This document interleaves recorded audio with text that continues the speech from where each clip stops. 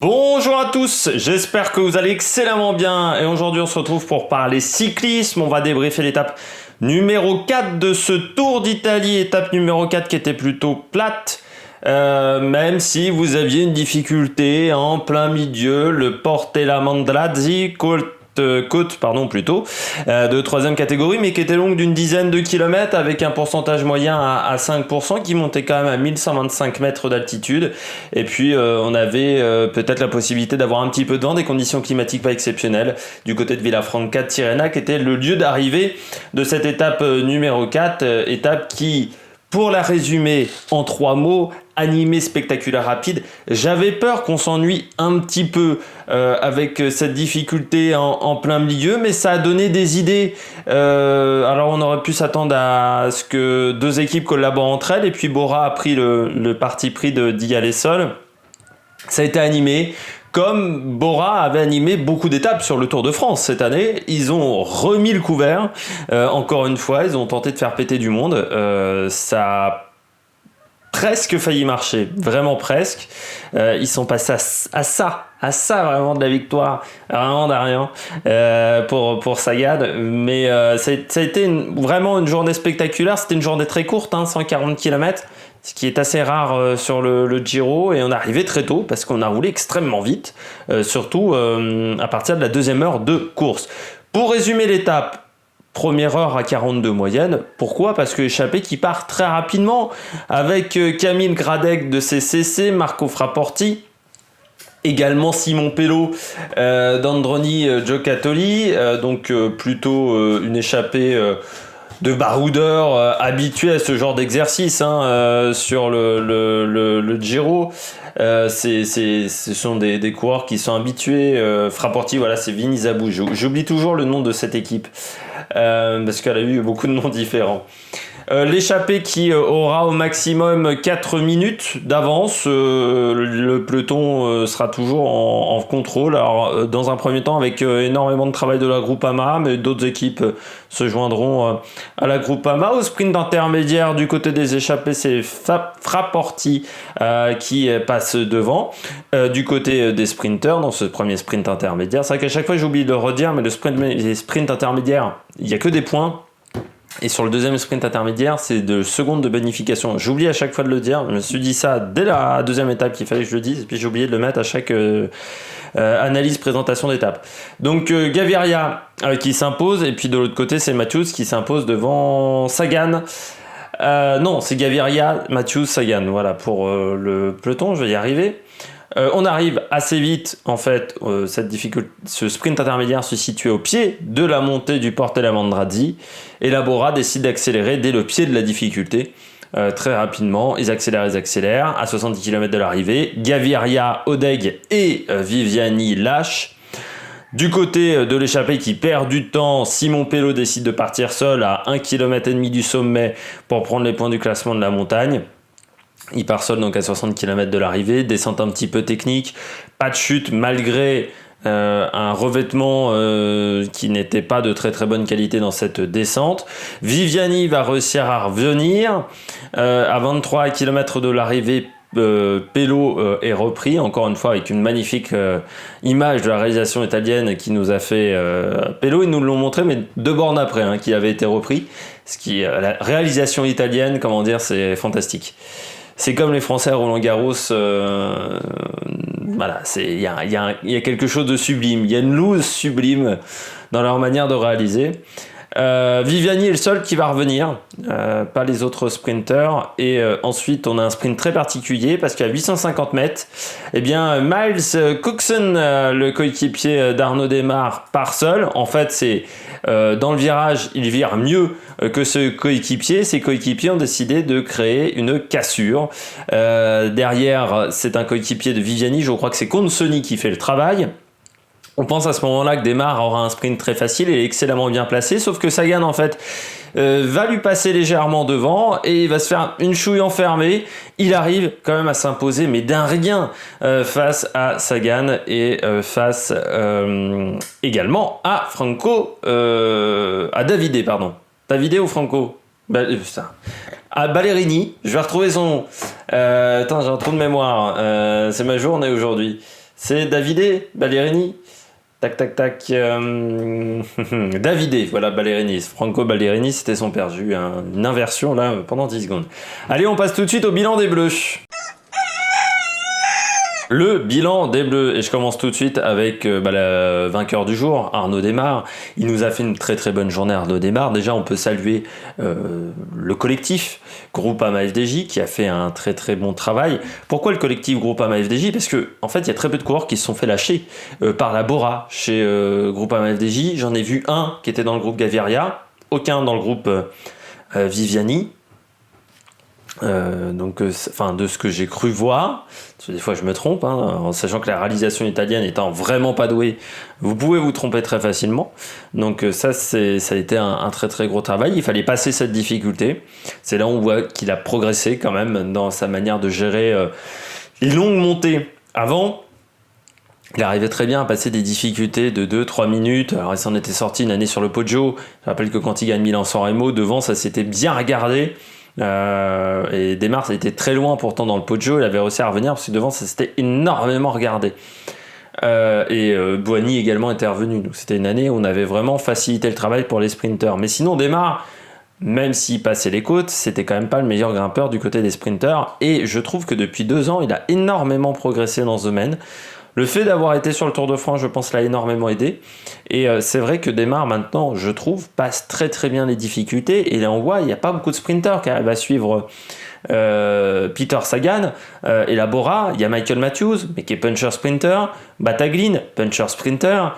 Des sprinters, on va dire, pure souche. Il n'y en avait pas vraiment. À part Arnaud Démare, et donc ça c'est une très belle chose qu'il ait réalisé ça. Et puis derrière, une fois que vous avez fait un effort comme ça violent pour vous accrocher dans une difficulté, c'est pas toujours facile de gagner de réussir à gagner. Et là, il a réussi également à le faire. Et ça, j'ai trouvé que c'était excellent du côté d'Arnaud Démare de s'imposer. N'a rien, et il a lancé le vélo. Et des fois, dans la confiance, ça c'est vraiment important sur un premier sprint de battre ses adversaires. Vous savez qu'après, vous avez beaucoup moins la pression que les autres pour en claquer une. Je voudrais également signaler la 4e place d'Andrea Vendrame, qui, certes, on va me dire c'est le bilan des Bleus. Je rappelle, le bilan des Bleus, c'est soit les Français, soit des coureurs étrangers dans des équipes françaises. Et donc Andrea Vendrame, qui a fait une belle 4e place. Lui, il aime quand c'est des courses difficiles. C'est un sprinter qui passe bien les bosses. C'est un sprinter puncher.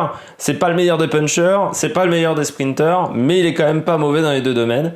Et là, donc, il prend une 4e place. C'est bien. Un top 5 pour le coureur d'AG2R, surtout que lui, contrairement à Arnaud Démare, au niveau collectif, on peut pas dire qu'il ait été énormément aidé. Il a dû se débrouiller seul, mais il a fait un excellent travail, donc on peut le féliciter. Et encore une fois, qu'il poursuive Andrea Vendrame dans les jours à venir, mais c'est bien de débloquer un petit peu, on va dire mentalement, les résultats, parce qu'on sait que AG2R n'a pas forcément l'équipe la plus solide pour ce Tour d'Italie. C'est une équipe qui va énormément attaquer, je pense, qui va être énormément présente dans les échappées. Mais là, aujourd'hui, Vendrame, il a fait ce qu'il fallait. Et ça a peut-être, ce résultat-là, cette 4e place, qui est un résultat très encourageant, va peut-être permettre aux coureurs de rentrer dans une spirale positive dans les jours à venir. Et il y a des étapes qui peuvent convenir à des coureurs de la G2R dans des échappées dans les jours à venir. Déjà, dès demain, avec une étape très très longue de 226 km. On passe tout de suite aux coureurs au top. Attaque de Marlou! Du côté des coureurs au top, moi j'ai décidé, on aura les 3 premiers dans les coureurs qui ont fait une belle course, mais je commence avec Peter Sagan. Très bon travail de la part de son équipe, la Bora qui a encore animé la course, et je suis satisfait, je suis content qu'ils animent encore la course, alors que bon, vu comment ça s'était passé sur le Tour de France, ça aurait pu quand même les refroidir, mais sur le Tour de France, il l'avait fait 3 fois. Donc là, c'est la 4e fois qu'il réalise ce genre de choses. Je pense aussi que la Bora a changé sa manière de faire. Ils n'auraient pas effectué ce genre de choses il y a 2 ans. Par exemple, la Bora. Mais ils ont compris que Sagan n'est pas le plus fort, et plus le coureur performant qu'il pouvait être il y a 2-3 ans. Et que si on ne fatigue pas les sprinters, eh bien, c'est compliqué pour lui de s'imposer. Il est quand même beaucoup plus impliqué que sur le Tour de France, ça je l'avais dit. On le voit sur le sprint, il est quand même à 2 doigts de battre Arnaud Démare. Il fait 2e, mais d'un rien. Donc il fait un très bon sprint, il n'y a pas grand-chose à dire. Surtout que c'était pas facile pour Sagan parce que il était dans une situation où, comme il avait fait travailler ses équipiers, il y avait peu d'équipiers pour faire le travail, même si dans le final, même si Bonnard a fait un super boulot aujourd'hui, il pourra le féliciter. C'est vrai qu'il a fait un énorme travail, que ce soit dans la difficulté, que ce soit également sur une partie de la descente, sur le plat, parce que Groupama est venu, mais au bout à 30 km de l'arrivée, avant que Groupama n'ait pas roulé. Donc vraiment, un très très bon travail de la part de Sagan et de Bonnard et de Labora. Dans le final, il manquait un petit peu de monde, mais il a réussi à se placer correctement. Belle deuxième place, j'ai pas grand chose d'autre à dire. C'est un bon travail qu'a réalisé Peter Sagan. Je continue avec donc Davide Ballerini et pas Franco Ballerini. J'ai tendance à confondre les deux prénoms. Il faut savoir que Franco Ballerini, son père, a été un excellent coureur dans les années 90, Paris-Roubaix par exemple. Donc Davide Ballerini, qui, je dirais, va plutôt aller dans ces courses-là, c'est plutôt son objectif, mais qui a également une bonne pointe de vitesse. Il me fait penser un petit peu à un Johan Museeuw, Ballerini, dans cette manière de faire. Coureur qui est capable de sprinter, mais qui est capable également d'être très très bon sur les classiques, qui est capable de bien passer des petites difficultés. C'est un coureur qui est très complet, je trouve, Davide Ballerini, qui est le futur, qui fait partie du futur du cyclisme parce qu'il est encore très jeune, Ballerini. Il a fait un très bon sprint. Lui aussi s'est débrouillé assez seul parce que Adeg était lâché et que devant, on protège quand même Almeida. Donc il était vraiment seul pour faire son sprint. Ballerini, il a fait un peu de travail en plus pour Almeida au sprint bonification qu'à 30 km de l'arrivée. Donc ça montre également qu'il a une bonne capacité de résistance, de récupération au niveau des efforts. Et donc là, il fait un très très bon sprint. On peut être satisfait vraiment de cette journée pour Ballerini. Je pense qu'on va encore le voir dans les jours à venir parce qu'il y a quelques étapes où les sprinteurs auraient peut-être un petit peu de mal à passer, sauf des Sagan, Matthews et Ballerini. Donc il faudra faire attention à lui parce que là, dans la tête, ça a débloqué quelque chose. Dans un sprint massif, finir juste derrière Démare et Sagan, dans la tête, ça vous débloque, très clairement. Donc, il va falloir faire attention à Davide Ballerini. Je passe tout de suite au flop. Je mets rarement le débrief flop.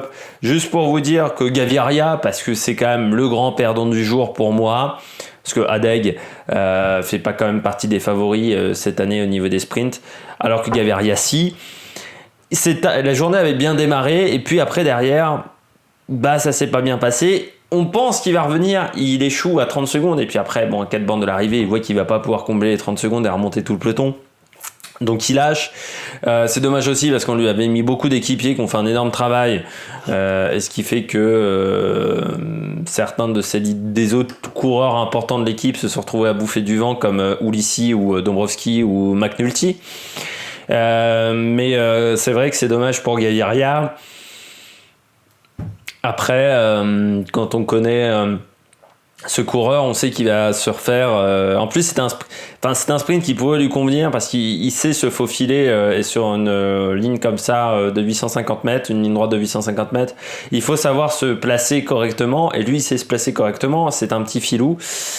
C'est dommage que ça soit pas passé. Et puis on termine avec Michael Matthews. Là encore, sur un sprint où on avait perdu pas mal de leaders. Où pas mal de leaders étaient émoussés également comme Viviani, ne pas réussir à faire top 5, c'est une déception pour Michael Matthews qui aurait dû se retrouver beaucoup mieux dans le classement. On peut être déçu par le coureur de la Sunweb. Lui aussi, c'est un peu comme Sagan, je commence à avoir des doutes sur ses capacités sur des sprints massifs, parce que c'est vrai que ça fait depuis quelques temps qu'on ne l'a pas vu en claquer une grosse sur une étape vraiment pure sprinter, un peu comme Sagan, et on peut avoir des doutes sur sa capacité à remporter des sprints massifs. J'espère que vous avez aimé cette vidéo. Avant ça, demain, on aura l'analyse de l'étape numéro 5, ça sera à 7h30. Étape numéro 5 qui n'est pas si facile, un code de première catégorie, une descente technique, un dernier kilomètre avec 3 virages et une étape très très longue de 226 km avec des conditions climatiques extrêmement fraîches et du vent à 50 km/h. Autant vous dire que ça va être animé, vous saurez tous demain en regardant l'analyse de cette étape qui est en train d'être uploadée pour vous dire en ce moment même. Et puis si vous avez aimé cette vidéo, n'hésitez pas à mettre un pouce bleu, n'hésitez pas à vous abonner à la chaîne, n'hésitez pas à activer la petite cloche pour être au courant des dernières vidéos qui sortent sur la chaîne et puis surtout n'hésitez pas à réagir dans les commentaires. Allez, ciao ciao sur l'Amérique Production.